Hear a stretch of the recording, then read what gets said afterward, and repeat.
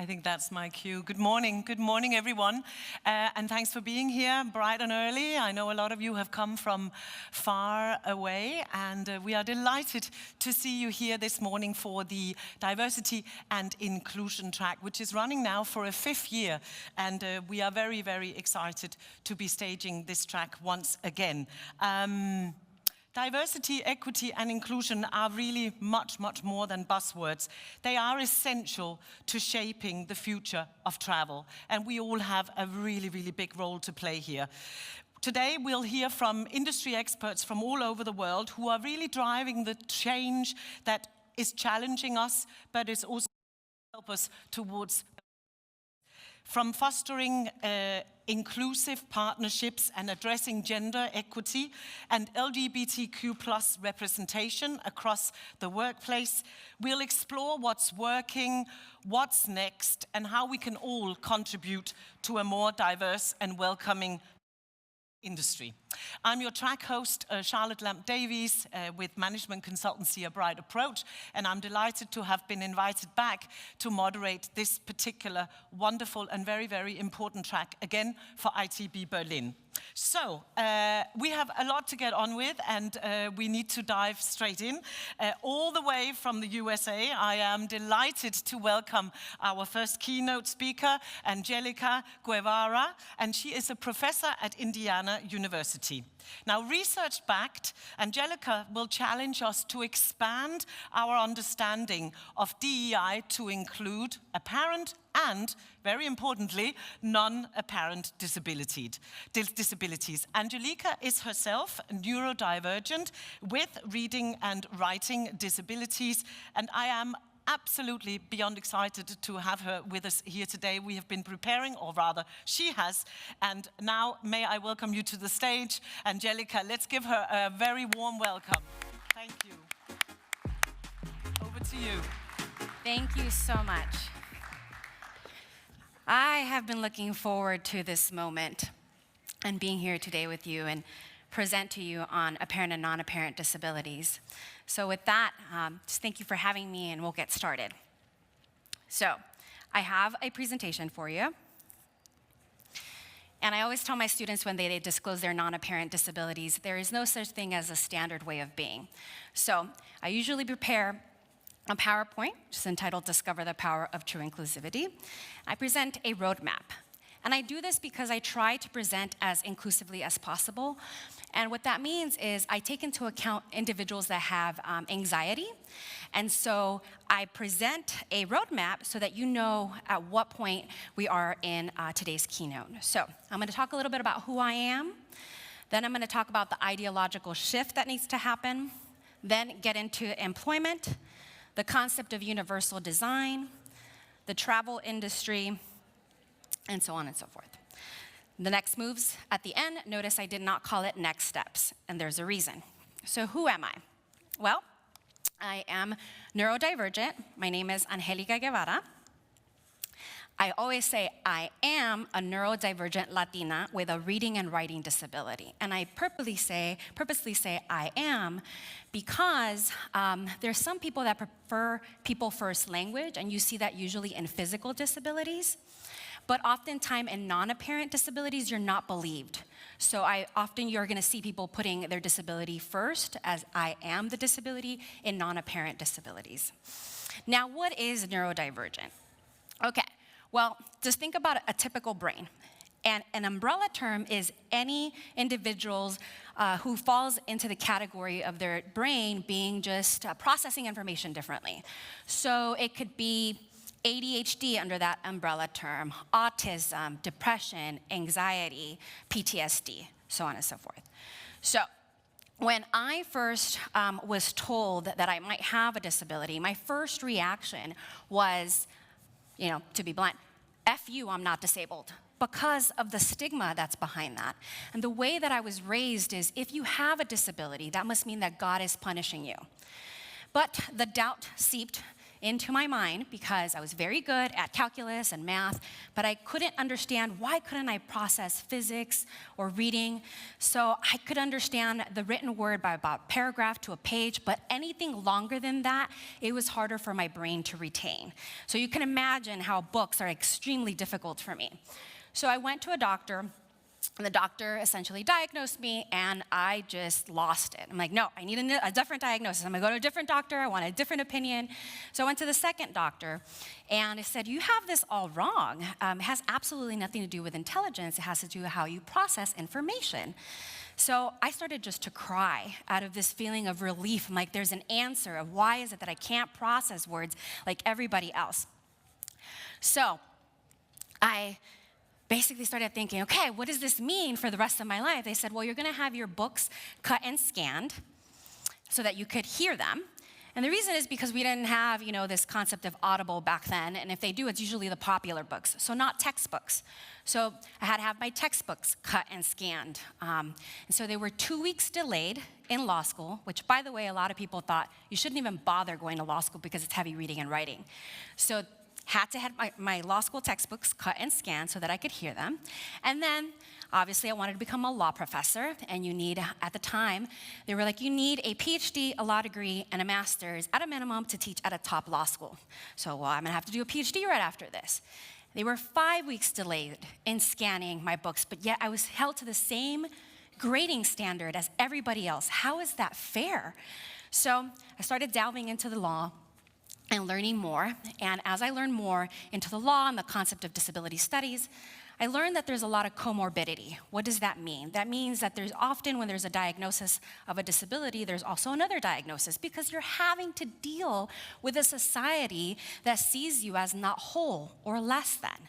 So the concept of comorbidity essentially is something that I always like to bring up. So what did I do? Well, I'm like, well, I'm gonna prove them wrong. I'm gonna do this because I'm passionate about it, but also, who says I can't do this? So I did the law degree, the master's, the PhD, and on top of that, I did a master's in teaching law. So I did become a professor. I also became a commissioner for disability rights in the ABA. And I'm a former business development specialist for the US Department of Labor of the Office of Disability and Employment Policy. So, I like to bring up the concept of do not punish resilience, because with all of these degrees, the concept kept coming up, well, how disabled are you if you got this far? So I want you to think about somebody that cannot move their legs, who's paraplegic, cannot move their legs and leaves the wheelchair behind and is climbing up the stairs by just struggling and forcing themselves to come up just crawling. When they make it to the top of the stairs, do you turn around and you say, well, look, you made it. Do you really need a ramp? So this concept of punishing resilience is like you're damned if you do or you're damned if you don't.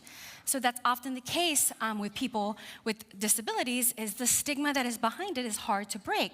So even with all of these degrees, at some point, I was making very low wage, putting labels on boxes because I couldn't get over the stigma of the employer. Is I could do the job, I just need a minor accommodations, which, by the way, the average cost of accommodations is about $500, which a lot of people don't know that. But it's the stigma of the employer that I couldn't get away from. So I start with the premise of conversations and presentations that I have, just talking about the Universal Declaration of Human Rights. Article number one, all human beings are born free and equal in dignity and in rights. Why do I bring this up? Well, because I do work with business students, and they have a very utilitarian way of looking at things. And I always say, okay, I want you to think about a neurosurgeon and think about a person that has a learning disability or an intellectual disability. And I say, in my classroom, or when I do presentations, is that they are essentially equal in human value. Now, at first, they have like a moment of just deer caught in the headlights of, what are you talking about? But the neurosurgeon can perform surgeries and can do this, that, and the other. And I'm like, well, let me first talk to you about some stories to counter that narrative of how you view people with disabilities. So let's get to some disability stats. World Health Organization estimates about 1.3 billion people with a disability. Now, the number is much higher because non-apparent disabilities are often not reported. Notice that I say non-apparent. I do not say visible or invisible disabilities because that's ableist. Non-apparent I use because people that are blind, they can see, they just see differently through perception. So, now this number is definitely increasing by aging populations and technological advances. Now, we're talking about this ideological shift of we need to change the way we first view people with disabilities to begin with, right? So that shift that needs to happen within all of us, including myself when I first started, because of that stigma, I didn't want to be a part of the disability community. Now I realize that disability is actually not a negative term.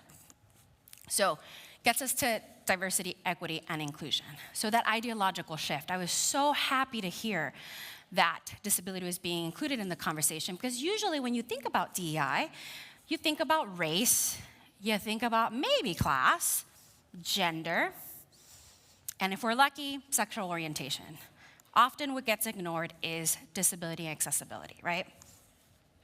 So, now, disability is a social construct. What do I mean by that? Well, it's socially constructed. So let me give you an example of other societies. The Anangu people in Australia do not have a concept of disability. The Mixe in the southern part of Mexico, the Mixe people, if you have a person that has, let's say, an intellectual disability, they don't look at that disability, they just see what the individual can contribute to that community, right? So here's another example of how disability is socially constructed. Alan Turing, computer science, right? Father of computer science, he invented the Turing machine. We all know that today we have, the general model for the general computer was essentially because of his talent, his ability to be able to create the Turing machine. So, example of the construct is one moment you're disabled, one moment you're not, depending on how they're labeling you. Back then, being gay was seen as having a psychiatric disability. Obviously, we know that that's not the case today. So, in the US, the legal definition of disability, just to give you an idea, is it's a physical or mental impairment that substantially limits one or more major life activities. In 195 countries, only 45 of these have disability anti-discrimination laws. 45. Wow. So, gets us into why I talk about the models of disability. Well, I talk about this to have a framework so we can have the same terminology and the same conceptualization when we have discussions about disability. So often what you're going to hear, or what you're obviously been exposed to, is the medical model of disability. But you haven't heard possibly of the social model. And if you have, it has been criticized because it says, oh wait, you're basically having the social model of disability to encompass all these ideologies. And I say, I use the social model of disability because it's the one that counters the medical model directly, and it's the one that starts to open up people's minds as to the way they view people with disabilities. So with the medical model, it basically is this idea that it's a personal tragedy if you have a disability. It suggests that a disability is some terrible chance event that occurs at random to unfortunate individuals. It views that individual with pity as defective or having an impairment that must be eliminated, treated, or cured. Now, the biggest critique of the medical model is that it fixates the problem within the individual while simultaneously absolving society from any further consideration. It perpetuates the stereotypes. Well, it's your problem, perceiving people with disabilities as not whole, damaged, or in need of fixing. Now, the one that is definitely not looking at them as not whole, the ones that counters the medical model, is the social model of disability. That takes into account human variation. There are different ways of existing in the world. The social model essentially empowers people with disabilities. Unlike the medical model, it suggests that society disables individuals. The structures of our society creates those disabilities. There is nothing deficient or wrong with an individual with a disability because there are diverse ways of existing in the world. Now, which gets into just giving you a concept of apparent versus non-apparent disabilities. Helen Keller, deaf and blind, became an author and a lecturer. Haben Girma, deaf and blind, graduated from Harvard Law, right? So in what ways are we disabling people? Became a lawyer. Brian Bushway, blind and is able to mountain bike and is able to skateboard. What he does is he does echolocation. And what that is a clicking sound with the tongue, so he's able to see what is around him through clicking his tongue. So at times he has to use like a little plastic tool in his bike so that it could be clicking, so that he could also hear and he can navigate the trees, the cars around him when he is essentially biking. So he is teaching that technique to kids. So other ways of looking at the world, because you've had to essentially navigate society, having to problem solve in an able world, right? Now, I've often been asked, excuse me, Professor, do you think that a person with Down syndrome can be an astronaut? And I say, yes, absolutely. No hesitation. Yes, absolutely. So right now we're going into laws and to see what we could do to invest in people with disabilities, because there are people right now that are graduating from college with Down syndrome. There are business owners with Down syndrome. There's an individual that I showed to my students, and obviously for lack of time today, who is not able to, doesn't have limbs, and Nick Vajuvic, who doesn't have limbs, arms, or legs, and is able to swim. And so when I show a picture of Nick Vajuvic without arms or legs, I say, what do you think? Do you think this person can swim? And usually my students are like, no. Well, you'd be disabling him because he can swim, he just swims with his torso. So I give often a lot of stories and narratives to counter that ideology that's out there about people with disabilities. Someone you might have heard of, and that's Temple Grandin. High-functioning autism, created the center track restrainer system, the CTRS. So half the cattle from US and Canada pass through the CTRS. She created this, if you think about it, she created this because she had to navigate disability and figure out what makes her more comfortable, so she was able to design an apparatus for herself to comfort herself with her autism. So therefore, she designed a track system where you don't want to stress out, obviously, the cattle, because otherwise those stress hormones goes into the meat.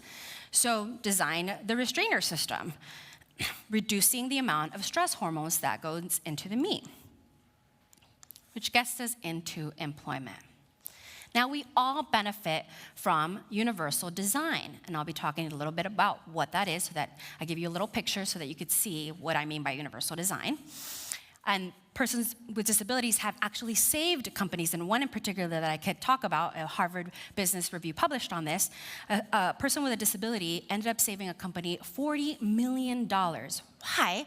Well, because if you think about it, a person with a disability has to navigate an ableist world, so they have to be problem solving all the time. So they see solutions differently.